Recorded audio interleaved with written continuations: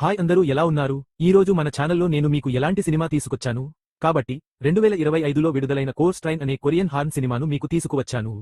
మా channel Korean సినిమాలు upload చేసి చాలా కాలం అయింది కదా, కాబట్టి నేను మీకోసం ఈ సినిమా కోసం వెతుకుతున్నాను. కాబట్టి మీరు ఖచ్చితంగా దీన్ని ఇష్టపడతారని నేను భావిస్తున్నాను. కాబట్టి సమయం వృధా చేయకండి మరియు దీనిని దర్శకుడిగా చేద్దాం. కానీ నేను వెళ్లే ముందు ఈ వీడియోకు ఒకే ఒక లైక్ ఇచ్చాను. కాబట్టి మన ఛానల్ దాని పక్కన ఉన్న ఆ తెల్లవాడి మీద క్లిక్ చేయడం మర్చిపోవద్దు. మీరు దీన్ని కొనవలసి రావచ్చు. ఇది మీ తమిళ హాలీవుడ్. ఇప్పుడు ఆ చిత్రానికి ఎటువంటి ప్రారంభ స్థానం లేదు. ఒక సొరంగంలో, మరియు ఈ సొరంగం లోపల కూడా సమయం గడిచిపోవచ్చు. ఆ సొరంగంలో ఒక బాలుడు టార్చ్ పట్టుకుని ఈ టార్చ్ లైట్ను చేతిలో ఉంచి ఎవరో చీకటిలో వీధి దాటుతూ ఆ వైపు నడుస్తున్నట్లు కనిపిస్తోంది. కాబట్టి హలో, మీరు ఎవరు?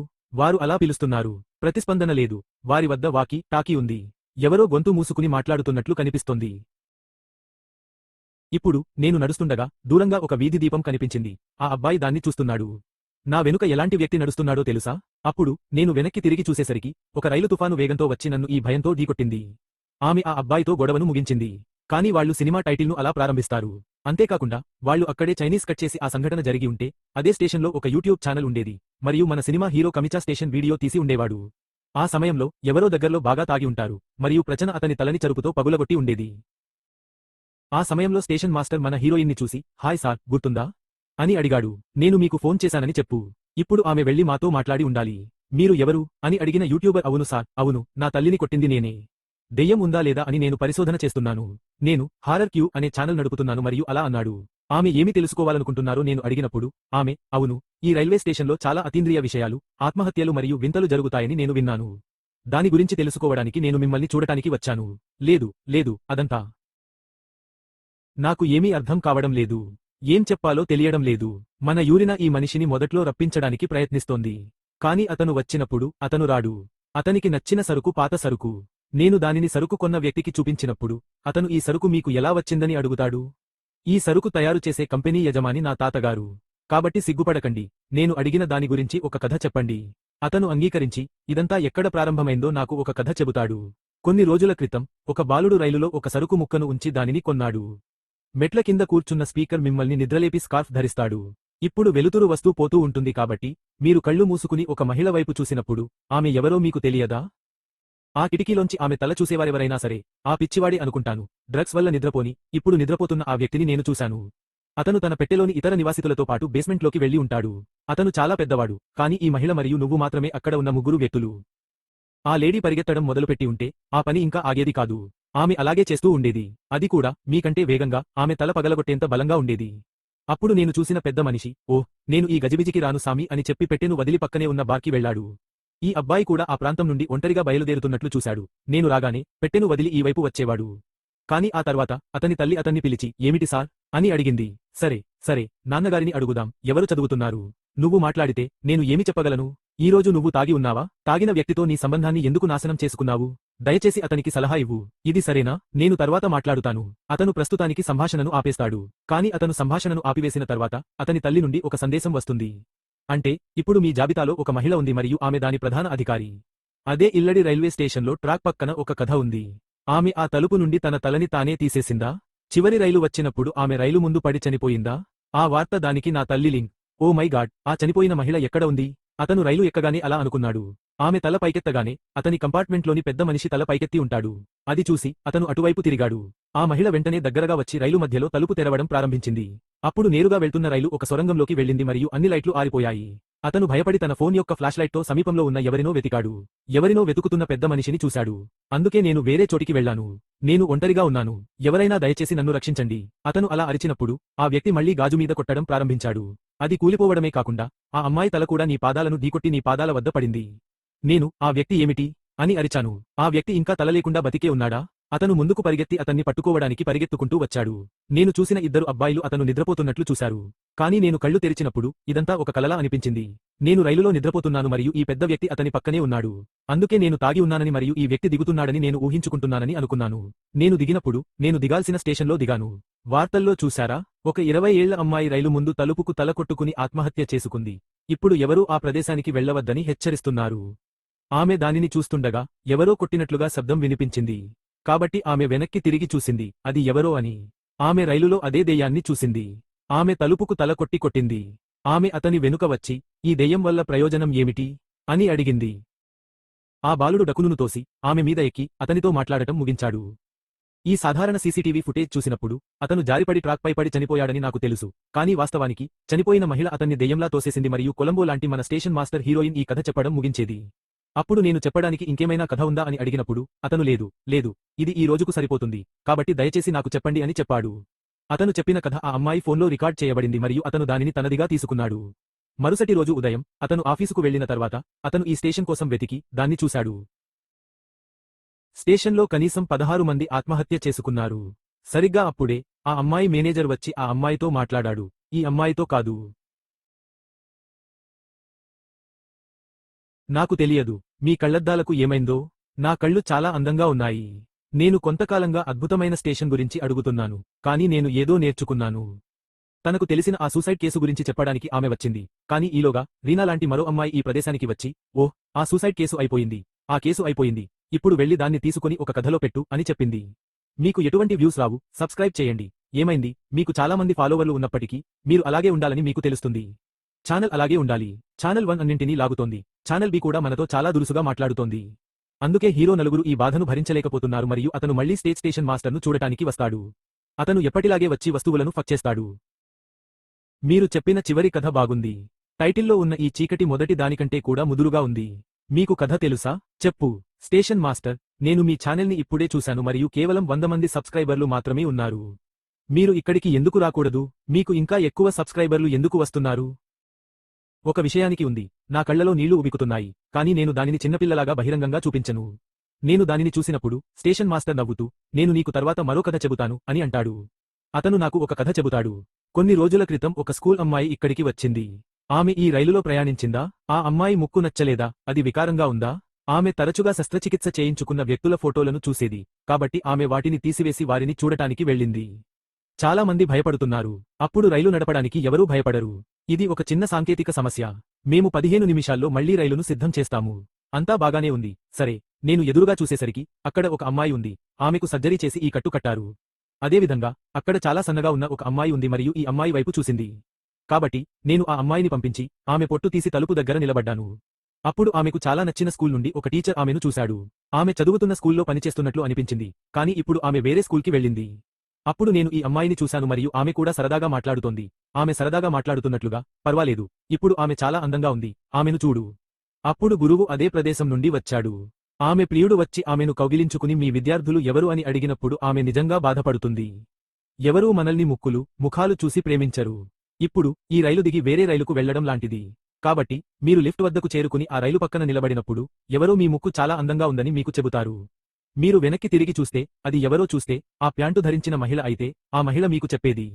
అప్పుడు, ఆమె అది విన్నప్పుడు, ఆమె అలా చెబుతూనే ఉంది, మీ ముక్కు అందంగా ఉంది. మీ ముక్కు అందంగా ఉంది. ఆమె ముక్కు అందంగా ఉందని చెప్పి ఉండాలి. అది కూడా అందమైన చిరునవ్వుతో. ఆమెకు ఆ మహిళ చేయి నచ్చదు. కాబట్టి ఆమె ఇక్కడే ఉంటే, మనం వేరే చోటికి వెళ్లవచ్చు. ఈ అమ్మాయి ఒక అబ్బాయి దగ్గరకు వెళ్ళినప్పుడు, స్తంభం వెనుక ఉన్న మహిళ ఆమెను చూస్తోంది.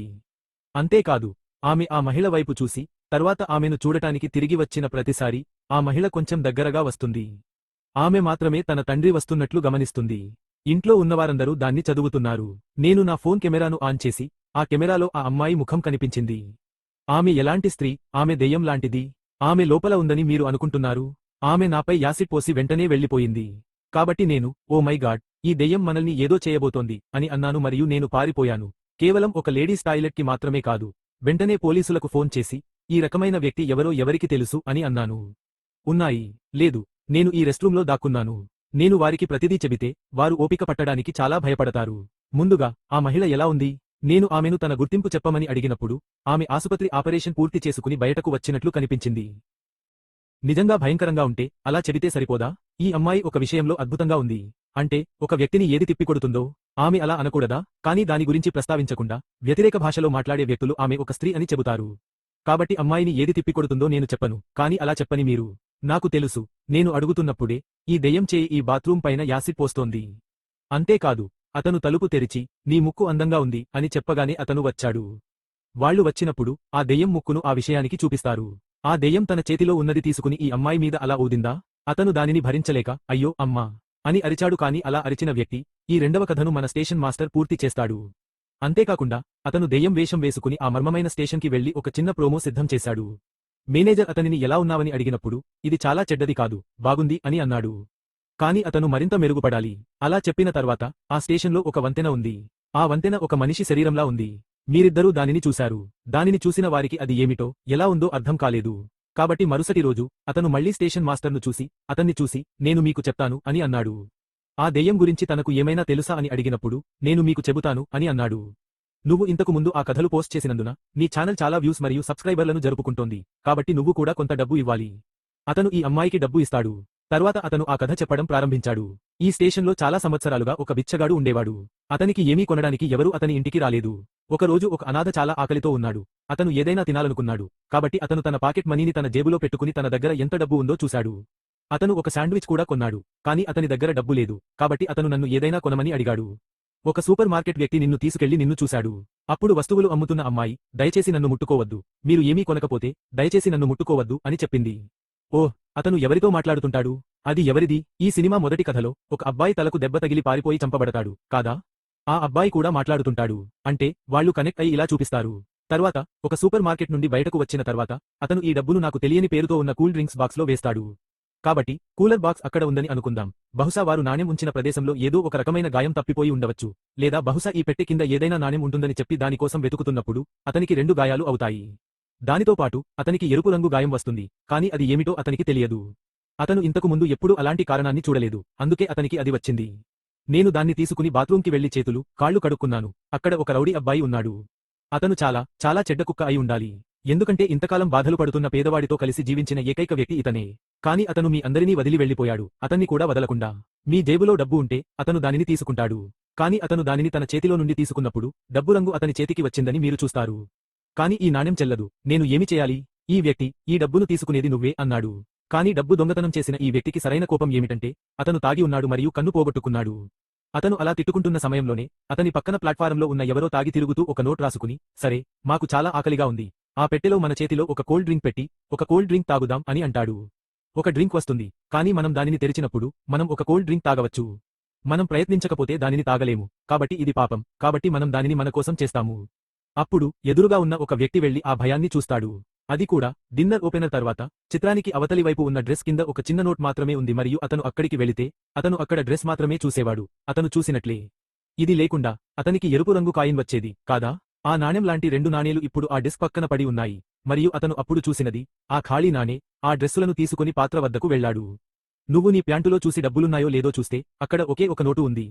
కాబట్టి నువ్వు ఆ డబ్బును నీ దగ్గర ఉన్న కోటులో వేసి బాగా తినడానికి హోటల్కు తీసుకెళ్ళు. నువ్వు అలా తిని నీళ్లు కొనడానికి నీ దగ్గర డబ్బులు ఉన్నాయో లేదో చూసుకుంటే నీ దగ్గర అంత డబ్బు లేదు. అందుకే మన దగ్గర ఈ 2 ఎరుపు రంగు నాణేలు ఉన్నాయి. ఆ నాణేన్ని వేసి దుమ్ము తీయవచ్చు అని చెప్పిన యంత్రం దగ్గరకు నువ్వు వెళ్తే యంత్రం ఆన్ అవుతుంది.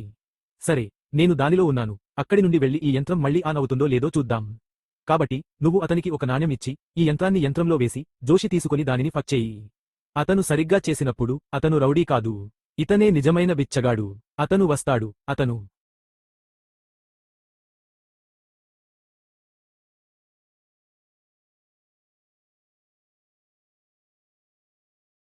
అదే సమయంలో బోనులో ఉన్న బాలుడు చెరకు మిషన్లో ఆవులా చాలా క్రూరంగా ఉంటాడు. కోతి చనిపోతుంది. అతను చనిపోయిన తర్వాత ఈ మిషన్ మళ్లీ సాధారణమవుతుంది. ఆ తర్వాత ఆ బాలుడు అదృశ్యమైన తర్వాత నా దుస్తుల పక్కన మరొక కొత్త ఎరుపు రంగు నాణెం కనిపిస్తుంది. ఈ మిషన్కు కొంత శక్తి ఉందని మేము అర్థం చేసుకున్నాము.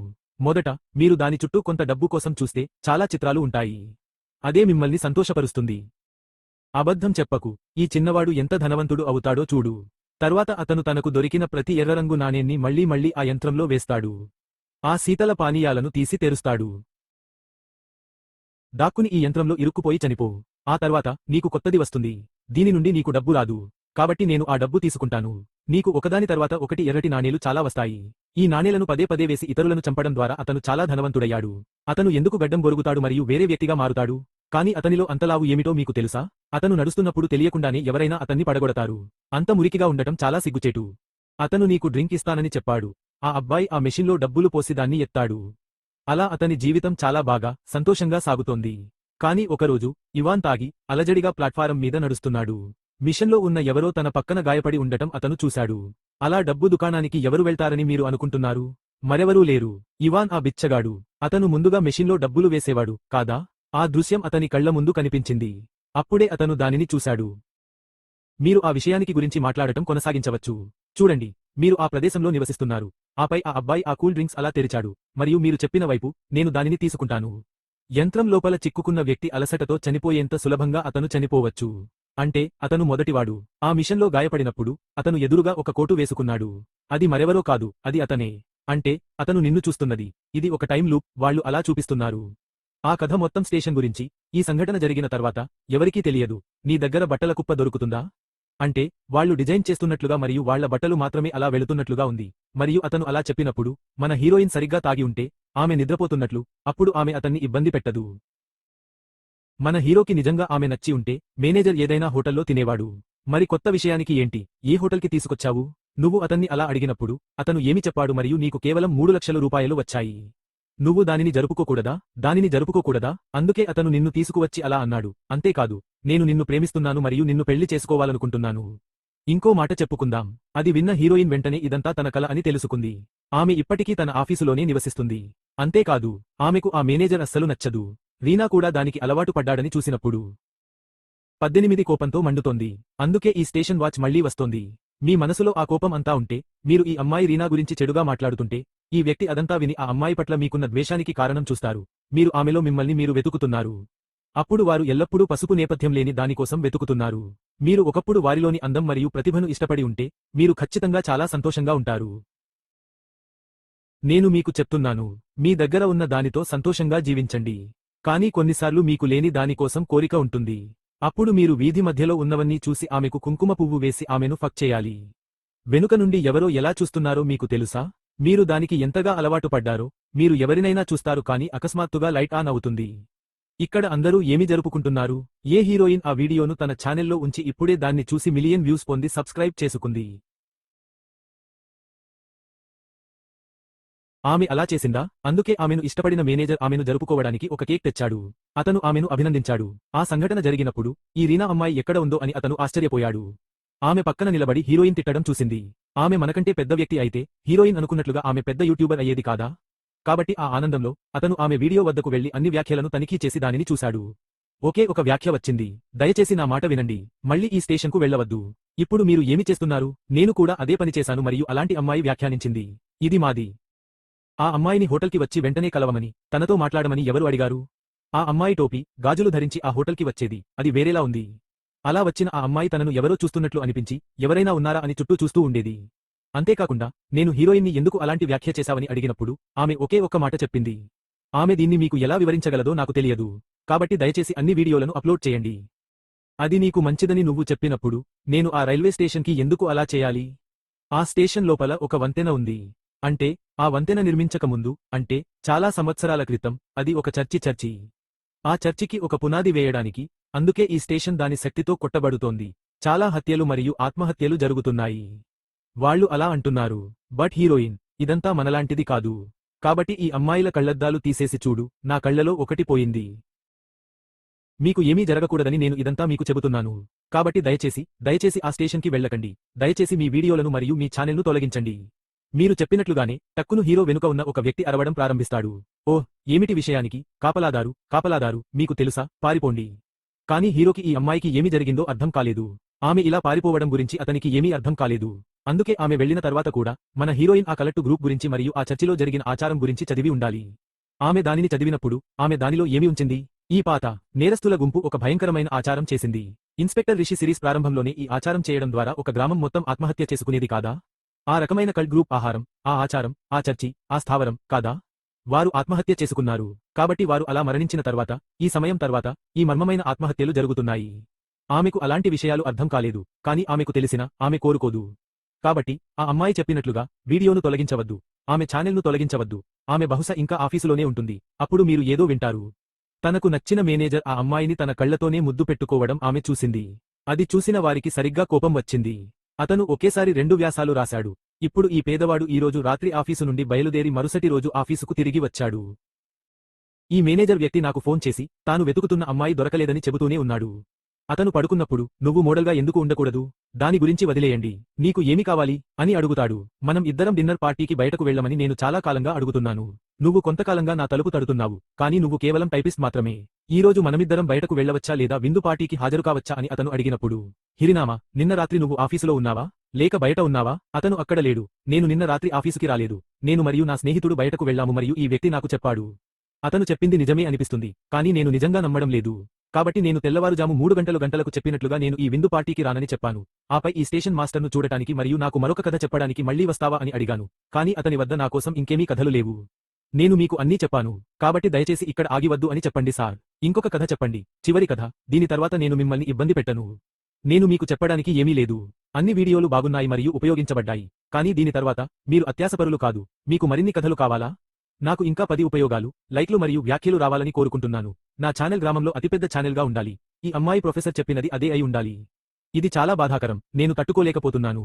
నాకు రక్తం కారుతోంది మరియు అక్కడ చాలా టిష్యూ పేపర్ ఉంది. కాబట్టి ఒక నోట్ తీసుకుని దీన్ని చూడండి. మీరు ఎక్కువ కాలం బతకరని నాకు తెలుసు. కాబట్టి మీరు చనిపోయే ముందు కనీసం నాకు సహాయం చేసి ఈ చివరి కథ చెప్పండి. నేను ఎలా అని అడిగినప్పుడు ఈ వ్యక్తి నవ్వుతూ అలాంటిదే చెబుతాడు. ఇది కేవలం ఓన్నలాంటి అమ్మాయి దృష్టి కేంద్రంగా ఉండాలి. అందరూ మన గురించి మాట్లాడుతున్నారు. మన ప్రశంసలు పాడాలని అనుకునే అమ్మాయి వస్తుందా? ఆమె ఎవరో మీకు తెలుసా? అతను తదుపరి కథ చెప్పడం ప్రారంభిస్తాడు. ఆ కథలో ఎవరున్నారో మీకు తెలుసా? అతను దానిని చెబుతున్నాడు. మన హీరోయిన్ ఆఫీసులో ఉన్న ఒక అమ్మాయి, మరియు అప్పుడు కూడా మన హీరో ఆ అమ్మాయి గురించి మాట్లాడుతున్న ఒక అమ్మాయి గురించి మాట్లాడుతున్నాడు.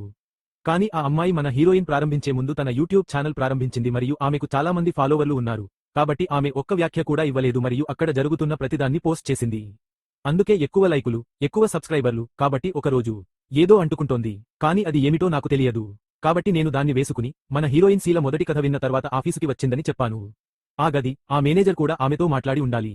ఆ సమయంలో ఈ రీనా అమ్మాయి ఆఫీసుకి వచ్చింది. మీ మధ్యలో మీరు ఎలాంటి కథ సృష్టిస్తున్నారు? మీరు సబ్స్క్రైబర్లను పొందడానికి ఇవన్నీ ఉపయోగిస్తున్నారు, కానీ ఈ మేనేజర్కు అది నచ్చడం లేదు. ఆమె మిమ్మల్ని అలా తగ్గించడానికి ఎందుకు ప్రయత్నిస్తోంది? ఇప్పుడు ఆమె ఎదగలేకపోయింది. భవిష్యత్తులో పెద్ద ఛానల్ వచ్చే అవకాశం ఉంది. మీరు దానిని చెడగొట్టేలా ఎందుకు మాట్లాడుతున్నారు? నేను మీకు సలహా ఇస్తున్నాను. సరే, సరే. ఆమె ఇప్పటి నుండి అలా మాట్లాడటం మానేయమని చెప్పి ఉండాలి. మా మేనేజర్ ఆమె ముక్కు నుండి రక్తం రావడం చూసి ఆమెకు విషయానికి చెప్పాడు. ఆమె త్వరగా బాత్రూంకు పరిగెత్తి రక్తాన్ని ముట్టుకుంది. అతను ఆమె చేతిని చూసేసరికి దానిపై 3 ఎర్రటి చుక్కలు కనిపించాయి. కాబట్టి, అయ్యో, ఇదిగో ఈ అమ్మాయి. నేను ఒక వైద్యుడిని కలిశాను. దీనికి కారణమేమిటో ఆయనకు తెలియదు. బహుశా మీరు కొత్త ప్రదేశానికి వెళ్లి ఉండవచ్చు లేదా మీ శరీరానికి సరిపోని దానికి వెళ్లి ఉండవచ్చు. అది ఇన్ఫెక్షన్ కావచ్చు అని అనుకున్నారేమో, కానీ అతనో మూర్ఖుడు. దాని గురించి చెప్పు. బహుశా అందులో వైరస్ ఉండవచ్చు. అందుకే నా చేతికి గాయమైందా? కానీ డాక్టర్ భయపడేంత తీవ్రమైన విషయానికి ఏమీ లేదు. ఆ సమయంలో ఈ క్రీమ్ మరియు గాయం కొన్ని రోజుల్లో మానేశాయి. ఈ అమ్మాయి ఆమెను పంపిస్తుంది. ఆ అమ్మాయి రైలులో ఇంటికి వెళుతోంది. మన హీరోయిన్ రెండవ కథ వినడానికి దారిలో ఆమె నన్ను చాలా స్పష్టంగా చూసి నేను ఏమి చేస్తున్నానో అడిగింది. కాబట్టి ఆమె ఒక కథ రాయడానికి ఇక్కడికి వచ్చింది. నేను నీకు చెప్పని నన్ను ఏం చేస్తున్నావు? నేను ఎక్కడికి వెళ్తున్నాను? నేను ఎక్కడి నుండి వస్తాను? అలాంటివన్నీ మానిటర్ చేయబడుతున్నాయి. అది సాధ్యమేనా? అది అలా కాదు. సరే, సరిదిద్దబడని దాని గురించి నువ్వు ఎలా బాధపడి అలా మాట్లాడగలవు? కానీ అకస్మాత్తుగా హీరో ముఖం మారి ఏమి జరిగిందని అడిగినప్పుడు ఈ రీనా అమ్మాయి ముక్కు నుండి రక్తం కారుతోందని గ్రహించి దాన్ని ఉమ్మివేస్తాడు. అందుకే అతను వీలైనంత వేగంగా బాత్రూం వైపు పరిగెత్తుతాడు. కానీ అలా వచ్చే రక్తాన్ని తుడిచిపెట్టి తన చేయి తెరిచి జామకాయ సీసాలు మరియు సీసాలతో నిండి ఉందని చూస్తాడు. ఆ అమ్మాయి ఒక కుటుంబం లాంటిది. ఆ అమ్మాయిని చూడు, ఎప్పటిలాగే ఏడుస్తూ కళ్ళు మూసుకుంది. అలా కళ్ళు మూసుకున్న వాళ్లు చేతులు తెరిచి చూస్తే అలాంటి గాయం లేదని అనిపించింది. ఆమె ఎప్పుడు కళ్ళు మూసుకుంది? ఆ సీన్, కళ్యా, ఏ సీన్ మన యూట్యూబ్ ఛానల్లో 10 లక్షల మంది సబ్స్క్రైబర్లకు చేరి ఉండేది? ఆ సమయంలో కేక్ పోసి సంబరాలు చేసుకునేవారు, కాదా? ఆ సమయంలో ఈ అమ్మాయి రీనా కూడా ఒకవైపు నిలబడి ఆ సీన్ చూస్తోంది, మరియు ఆ సీన్ ఇప్పుడు జరుగుతోంది. అంతేకాకుండా ఆ అమ్మాయి బాత్రూంలో భయంకరమైన జీవితాన్ని గడుపుతోంది. అంతేకాదు, ఈ అమ్మాయిలందరూ ఒకప్పుడు ఎంత సంతోషంగా ఉన్నారంటే వారు ఎక్కడికి వెళ్లినా బ్లాక్ తీసుకునేవారు. కానీ ఇప్పుడు ఆమె ఆ బ్లాక్ తీసుకోవడంలో ఆసక్తిని కోల్పోయి రైలులో ఉన్న వ్యక్తిలా తన తండ్రి చేయి పట్టుకుని విచారంగా నిలబడి ఉంది. దేవుడు ఇంతకు ముందు చూసినట్లే ఇప్పుడు మీ కూతురి చేతి మీద గాయం ఉంది. రక్తం కారుతోంది. అందుకే రైలు వెళ్లి ఆ అమ్మాయి దిగిపోతుంది. ఆమెను కొడతారు. బాత్రూం కూడా ఈ గాయాలతో నిండి ఉంది. అది ఆమె శరీరమంతా వ్యాపించి ఉంది, మరియు ఆమె శరీరంలోని ప్రతి గాయం ప్రతి రంధ్రం నుండి చిన్న మొక్కలు మొలకెత్తుతున్నాయి. అది మీకు భయంకరమైన మార్గాన్ని ఇస్తుంది. అప్పుడే మీరు దానిని భరించగలరు. నేను ఆ అమ్మాయిని అరుస్తున్నాను. అలాగే ఆ అమ్మాయి శరీరం మొక్కలు మరియు పూలతో కప్పబడి ఉంది. ఆ అమ్మాయి స్నేహితురాలు కూడా చనిపోతోంది. నేను దీన్ని గమనించాలి. నేను మా మేనేజర్ని. నేను అలాంటి అమ్మాయిని ముద్దు పెట్టుకునే సన్నివేశాన్ని చూడటం లేదు. ఆ సన్నివేశం అలా ఉందా? ఆ అమ్మాయి రీనా బతికే లేదు. ఆమె చనిపోతే ఆ మేనేజర్ హీరోతో చేరకూడదు. అందుకే దెయ్యం మరియానా అమ్మాయిని అలా చేసింది. ఈ స్టేషన్ మాస్టర్ 3వ కథ చెప్పడం ముగించాడు. కానీ ఆ కథ విన్న తర్వాత హీరోయిన్ ఇప్పుడు కూడా పారిపోయి ఉండవచ్చు. ఆమె ఈ సమస్య నుండి తప్పించుకుని ఉండవచ్చు. కానీ ఆమెకు ఇంకా ఈ సమస్య చాలా ఉన్నట్లు అనిపిస్తుంది. సార్, ఇక్కడ చాలా సంవత్సరాల క్రితం రైలు కోసం నిర్మించిన ఈ సొరంగంలో ఒక చర్చి ఉంది. ఆ చర్చిలో ఒక కల్ట్ గ్రూప్ ఒక కర్మ నిర్వహించింది మరియు వందలాది మంది ఆత్మహత్య చేసుకుని మరణించారు. అక్కడ ఉన్న వారందరూ చనిపోయినప్పటికీ ఆ కర్మ చేసిన గుంపు నాయకుడు ఇంకా బతికే ఉన్నాడు. మరియు ఈ సొరంగం కూడా ఇంకా తవ్వబడుతూనే ఉంది.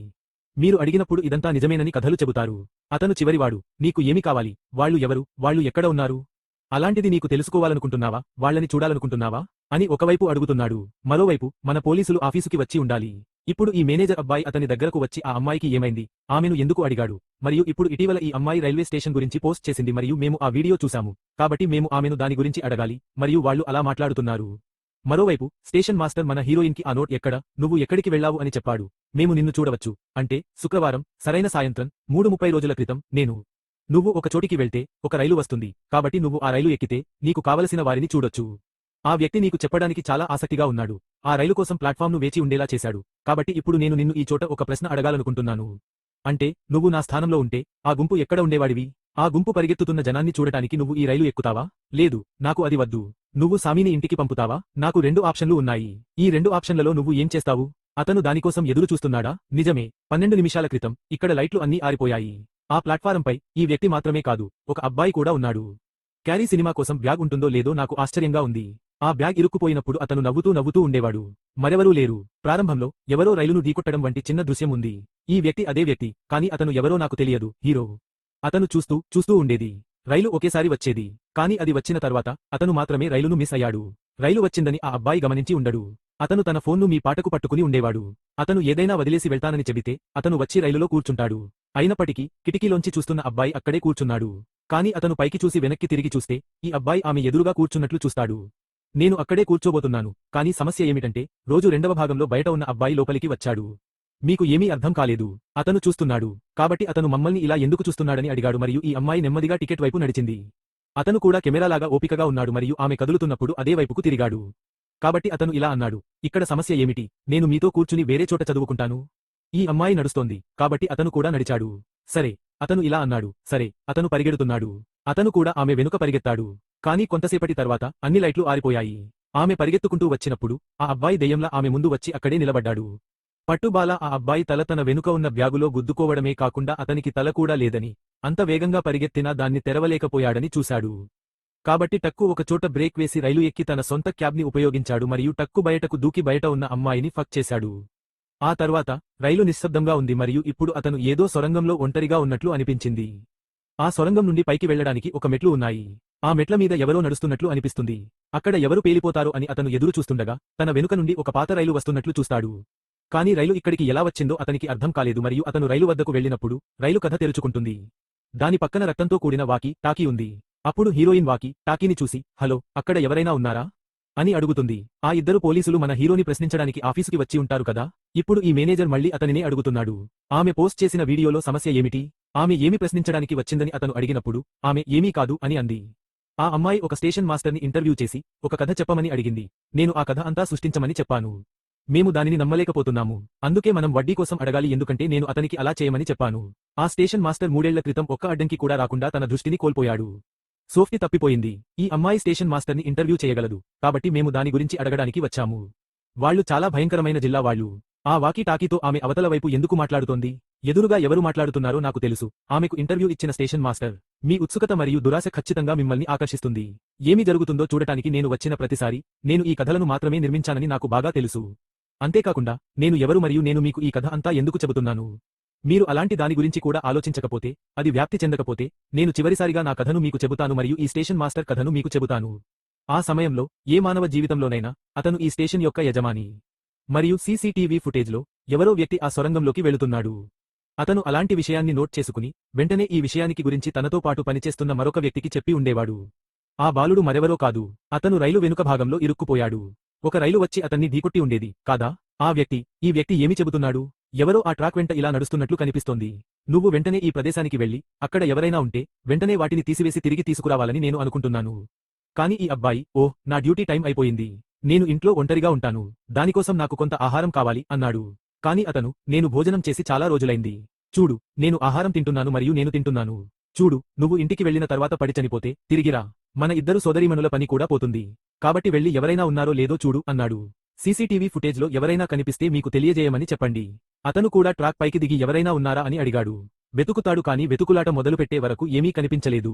అతను అలా చెప్పినప్పుడు అతను బయట వెతుకుతాడు మరియు కొంచెం లోతుగా వెళ్లి వెతుకుతానని చెబితే అతను కూడా వెళ్లి వెతుకుతాడు.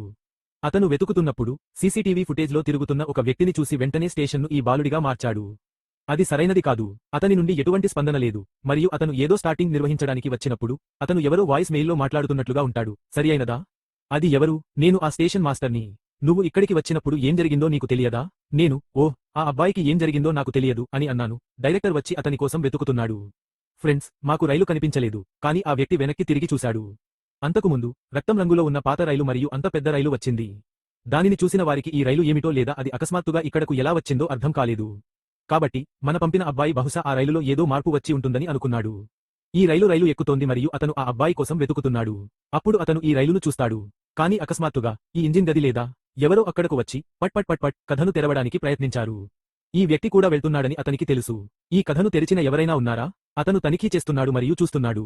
అతను చూస్తున్నాడు. అతను దానిని చూస్తున్నాడు. ఈ వ్యక్తి బ్రేక్లు వేసి రైలును ఆపడానికి ప్రయత్నిస్తున్నాడు. అతని తలపై దెబ్బ తగలకుండా ఉండలేకపోతున్నాడు. కాని ఆ వ్యక్తి గది నుండి బయటకు వచ్చి ఆ పెట్టె ఎవరిదో రక్తంతో తడిసిపోయి వేరే భాషలో మాట్లాడుతున్నట్లు చూశాడు. కోసా కోసా కోసా అంటే కోసాను అనే అక్షరాలు రాసినట్లు. అంతేకాదు, అది వేడిగా ఉండదు. అంతా ఎగురుతూ కరిగిపోవడం మొదలవుతుంది.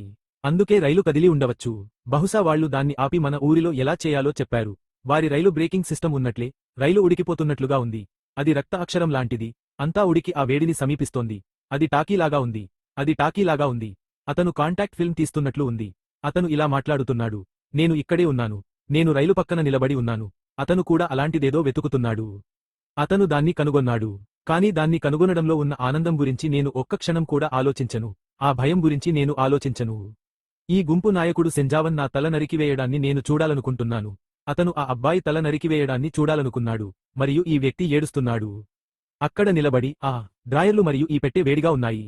చాలా చేతులు వస్తున్నాయి. ఈ స్టేషన్ మాస్టర్ అతను ఆమెను ఆ మంచంలోకి లాగి అంతం చేస్తున్నాడు. కాబట్టి అతను కల్టిస్ట్ చంపబడిన ఈ విషయానికి గురించి నాకు చెబుతున్నాడు. ఓహ్, నువ్వు నన్ను ఏమీ అడగలేదు. ఓహ్, ఆ కల్టిస్ట్ ఎక్కడ ఉన్నాడో నేను చూడాలనుకుంటున్నాను. ఆ కల్టిస్ట్ను ఏర్పాటు చేయడానికి వచ్చిన దెయ్యాన్ని చూడమని నేను అతనిని అడగలేదు. అతను నేను మీకు సహాయం చేస్తాను అని అంటాడు. అప్పుడు అతను హీరోయిన్ దగ్గరకు రావద్దు, మనం తప్పించుకుంటాము. దయచేసి తలుపు తట్టండి అని అంటాడు. స్టేషన్ మాస్టర్ ఇప్పటికే అక్కడ ఉన్నాడు. ఆమె కోసం వేచి ఉన్నాడు. మీరు ఏమి మాట్లాడుతున్నారు? మీరు నాతో సమయం గడుపుతారు. నాకు ఇవన్నీ చాలా ఇష్టం. కానీ ఇప్పుడు నేను నిన్ను చాలా మిస్ అవుతాను. నేను విలన్లాగా ప్రవర్తిస్తున్నాను. నేను చాలా అరిచినప్పటికీ తలుపు కొట్టుకుంటూనే ఉంది. కానీ నిశ్శబ్ద రైలు తలుపు తడుతోంది. ఈ వ్యక్తికి ఆ రక్తం మరియు రూపం ఎలా వచ్చింది? ఇప్పుడు అది మళ్ళీ అదే విధంగా ఏర్పడుతుంది. ఆ ప్రదేశం కూడా వేడిగా ఉంది. మేము ఆ రైలు లోపల ఇరుక్కుపోయాము. ఆ అమ్మాయిని ప్రేమించే అబ్బాయి ఆమెను వెతుక్కుంటూ ఈ స్టేషన్కి వచ్చాడు. కాని అతను వచ్చి మన యూనిన్ని చూసినప్పుడు ఎక్కడికి వెళ్లాడో అని ఆలోచించాడు. అతనికి ఏమైంది? అతను దాని గురించే ఆలోచిస్తున్నాడు. అకస్మాత్తుగా హీరోయిన్ లోపలికి నడిచింది. ఈ అలవాటు ఇంతకు ముందు వచ్చిందా? అతన్ని చూసినప్పుడు ఆమె ఇక్కడ ఉండటం చూసి చాలా సంతోషంగా ఉంది. నేను భయపడి వెళ్లిపోయాను. నువ్వు ప్రతిసారీ నాకు ఎందుకు ఫోన్ చేయవు? నా కాలు ఎందుకు ఎత్తడం లేదని నేను ఆమెను అడిగాను. కాని ఈ అమ్మాయి మౌనంగా ఉంది. నేను మీకు ఒక ఆసక్తికరమైన మరియు ఫన్నీ కథ చెప్పాలనుకుంటున్నాను. ఎంత కేక్! ఈ అమ్మాయి ఆ స్టేషన్ మాస్టర్ లాగా కథ చెప్పడం ప్రారంభిస్తుంది. వాళ్ళు ఈ దెయ్యాన్ని అలా ముగించారు. కాబట్టి మీకు ఆ సినిమా నిజంగా నచ్చిందని నేను అనుకుంటున్నాను. మీకు ఇది నచ్చితే ఈ వీడియోను మీ స్నేహితులతో పంచుకోవడం మర్చిపోవద్దు. తద్వారా ఈ వీడియో ఒకేసారి ముగుస్తుంది. మనం మళ్ళీ ఒక గొప్ప వీడియోలో కలుద్దాం. ధన్యవాదాలు.